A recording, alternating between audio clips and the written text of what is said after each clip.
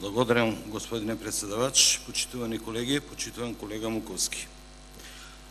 За говорот можем да ви кажам дека цело време низ него превејува вашето искуство како пратеник, кој се соочувал со многу работи во ова собрание и кој знае дека секоја работа која на брзина ќе се протне низ капиџик, после се удира низ глава.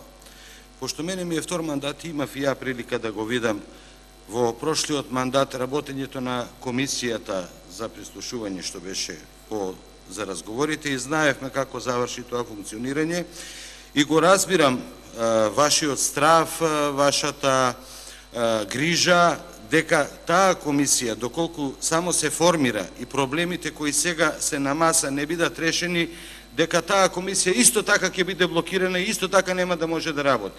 И затоа е многу подобро она ваша идеја да 120 пратеника јавно ги стават сите дилеми на маса пред граѓаните и да на расчистени работи таа комисија се формира и почне да работи. Се слагам со тој став со вас, затоа што реално во Македонија имаме ваква состојба. Изборите завршија, имаме постизборна тиранска платформа.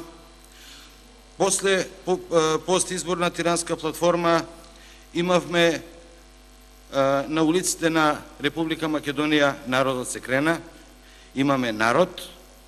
Народот излезе од Заедничка Македонија со своји 5 барања кои ги достави до сите нас јавно преку медиумите. Потоа, овдека сведоци сме, видовме нова владина програма во најава на пратеничката група на СДСМ, доколку успеа да формираат влада, и сведоци сме на манифестот на нашата партија со кој излезе овие денови.